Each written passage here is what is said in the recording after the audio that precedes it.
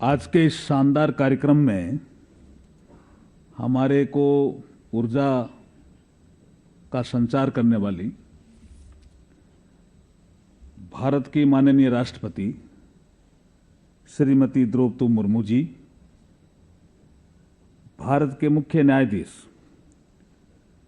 Doctor न्यायमूर्ति D.Y.. Chandrachud साहब, न्यायमूर्ति संजय किशन कौल जी और न्यायमूर्ति Sanjeev Khanna ji,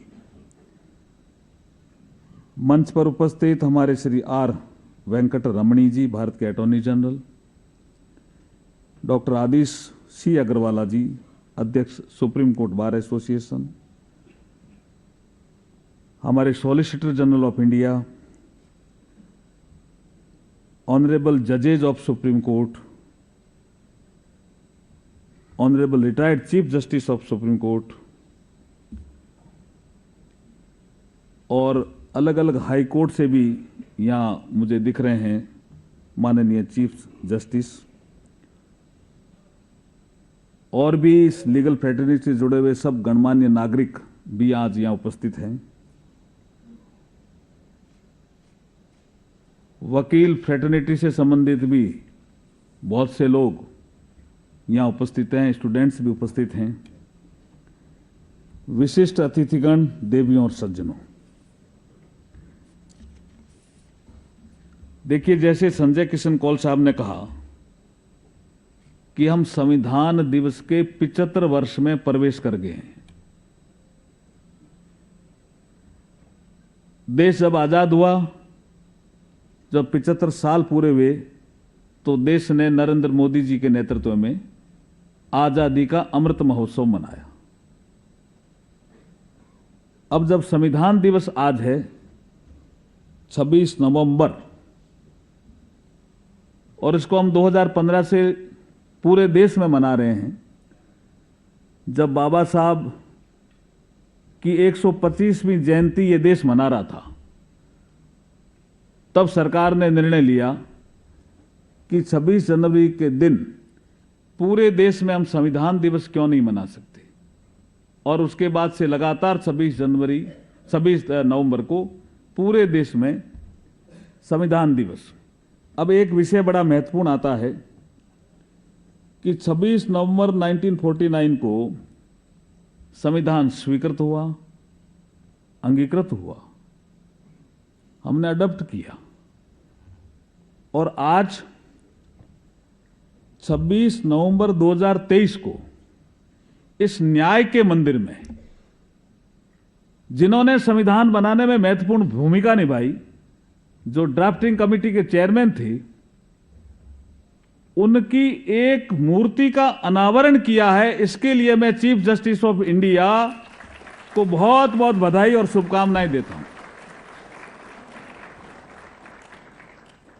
it is a historical event, ये साधारण घटना नहीं है।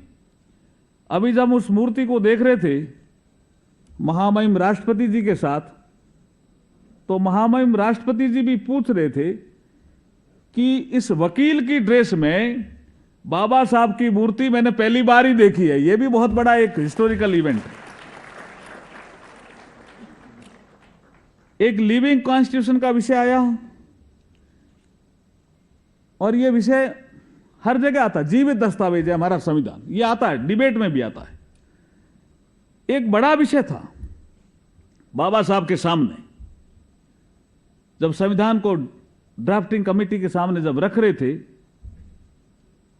तब किसी ने कहा कि स्वतंत्रता पहले ले लो डिस्कशन में, लिबर्टी, क्योंकि फ्रेंच रिवॉल्यूशन में भी विषय लिबर्टी, इक्वलिटी, फ्रेटर्निटी ऐसे आया।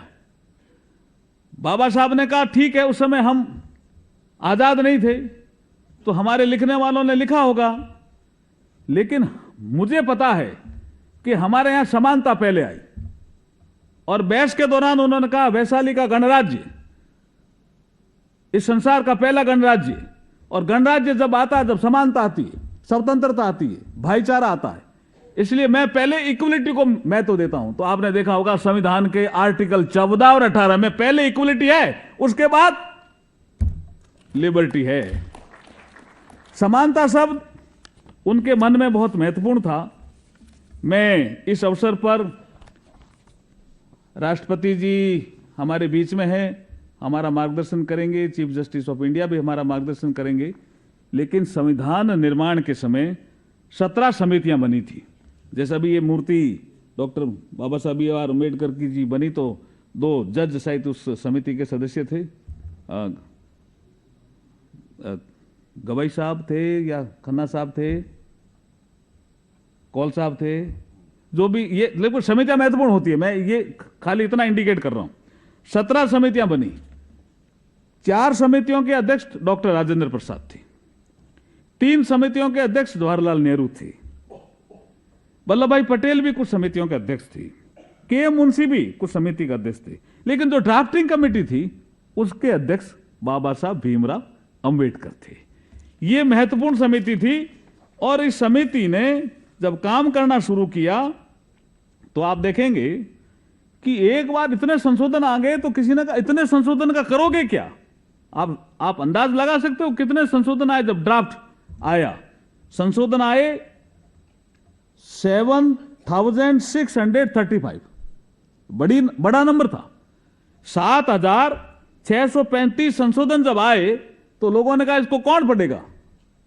डॉक्टर बी आर अम्बेडकर साहब खड़े हुए कि जिन्होंने भी संशोधन दिए हैं, हमारे संविधान निर्माण करने वाली जो सभा है वो उसमें भी 299 सदस्य थे, चाहे इन्होंने दिए हैं, चाहे राजाओं के प्रतिनिधियों से आए हैं, चाहे जनता से आए हैं, चाहे वकीलों से आए, एक एक संशोधन को मैं पढ़ूंगा। तब लोगों ने कहा यार ये तो अलग ही तरह के काम कर रहे हैं। सारे संशोधन पढ़े डॉक्टर बी आर अम्बेडकर साहब ने, और सारे संशोधन पढ़ करके लाए संविधान सभा में, ला करके कहा कि ये 2437 जो संशोधन है मेरे हिसाब से इन पे चर्चा करनी चाहिए, जिसको हम डिबेट कहते हैं, जिसको खंडवार चर्चा कहते हैं। एक एक क्लॉज की खंडवार चर्चा की। उसमें आप देखिए 2437 2437 संशोधनों पे, एक एक संशोधन पे चर्चा हुई। बाकी संशोधनों के डॉक्टर बी आर अम्बेडकर ने साहब इसमें इतनी वैल्यू नहीं है, लेकिन इनमें वैल्यू है, तब जाकर के संविधान बना। इसलिए मैं बाबा साहब को तो याद कर ही रहा हूं, लेकिन उन्होंने जब एक चेतावनी दी उसको भी मैं आज याद करूंगा, क्योंकि 25 नवंबर को चेतावनी दी थी। लास्ट बैठक थी संविधान सभा की। उन्होंने बहुत बड़ा भाषण दिया, सभी का धन्यवाद दिया, लेकिन एक कोर सब्जेक्ट है जिस पे उन्होंने टच किया और आज भी वो चिंतन का विषय है। अपने भाषण के अंत में कोट अनकोट है, अपने भाषण के अंत में देश के नागरिकों को देश के सामाजिक व आर्थिक क्षेत्र में व्याप्त घोर विषमताओं का जिक्र करते हुए कड़ी चेतावनी देते हुए बाबा साहब ने कहा 26 जनवरी 1950 को संविधान लागू करके देश लोकतांत्रिक होगा। We will be the democratic country. इसके बाद हमारे देश में राजनीतिक समानता होगी। We will enjoy political equality. मगर आर्थिक और सामाजिक क्षेत्र में असमानता रहेगी। मेरे मन में विचार आया कि ऐसे में हमारे लोकतांत्रिक संविधान का भविष्य क्या होगा? हम इसे स्थायी रूप से स्थापित कर पाएंगे या एक बार फिर असफल होंगे? राजनीति में हम एक व्यक्ति एक वोट एक मूल्य को मान्यता देंगे, हमारे आर्थिक और सामाजिक क्षेत्र में इसे नकारेंगे, अर्थात हम विषमताओं को जीवन में प्रवेश करने जा रहे हैं। We are entering into a contradiction. हम विषमताओं के जीवन में प्रवेश करने जा रहे हैं। यदि लंबे समय तक हम इसे नकारते रहेंगे तो हम हमारे राजनीतिक लोकतंत्र को भी खतरे में डालेंगे। हमें यह कोशिश लगातार करनी चाहिए कि प्रजातंत्र हमारे सामाजिक आर्थिक क्षेत्र में पूरी तरह समा जाए। मैं अब पीछे मुड़ के देखता हूं, सरकारों ने भी काम किया। आज हम न्याय के मंदिर में बैठे हैं। क्या शानदार कोई जजमेंट पीएन भगवती साहब ने दिया होगा साहब, कि हमारे इस देश में सामाजिक आर्थिक असमानता है, कोई आदमी रिट करने के लिए नहीं आ सकता, पैसा नहीं दे सकता, वो पोस्ट कार्ड लिखे मैं इसको रिट मानूंगा। यही बाबा साहब ने जो कहा था उस दिशा में उन्होंने कदम उठाया था। क्या विषय सीएनजी का? हमारे ध्यान में नहीं है क्या? दिल्ली में रहने वाले लोग सब जानते हैं कि सीएनजी में किस लोगों ने कहा कि दिल्ली रहने लायक नहीं है। क्या हम धुएं में रहेंगे क्या? कुछ मकान होंगे जिसमें लॉन होंगे। आम नागरिक ने ऐसा सोचा। धुएं से कैसे मुक्ति मिल सकती है? मैं सुप्रीम कोर्ट का धन्यवाद करता हूं कि सीएनजी जैसा फैसला देकर के दिल्ली को भी धुएं से मुक्त करने का प्रयास किया। ये सब प्रयास चलते रहे। सरकारों ने भी काम किया, सुप्रीम कोर्ट ने भी काम किया, एग्जीक्यूटिव ने अपना काम किया, तब जाकर के हम लोकतंत्र को मजबूत कर पाए। हमारे आसपास देश आजाद हुए थे। पाकिस्तान हमारे साथ ही आजाद हुआ। श्रीलंका पहले हुआ लेकिन डिस्टरबेंस, नेपाल में डिस्टरबेंस, म्यांमार में डिस्टरबेंस, बांग्लादेश भी कोई ठीक दिशा में चला ऐसा नहीं है। लेकिन हम क्यों ठीक दिशा में चलते रहे? उसका एक ही बड़ा कारण है कि हमारे पास लिविंग डॉक्यूमेंट था, कॉन्स्टिट्यूशन, जिसको आज हम मना रहे हैं संविधान दिवस के रूप में, जिसके कारण हमारी ताकत भी आगे बढ़ी, संसार में भी हमारी ताकत आगे बढ़ी, संसार के देश भी हमारा लोहा मान रहे हैं, और हम बहुत सी विपरीत परिस्थितियों से भी निकले।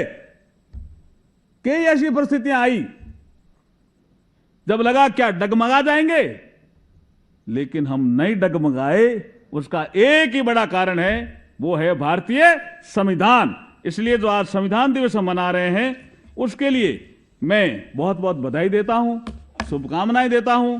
मैं पुनः हमारे मुख्य न्यायाधीश न्यायमूर्ति DY चंद्रचूड़ साहब को पुनः बहुत बहुत बधाई देता हूं, क्योंकि ये साधारण पल नहीं है।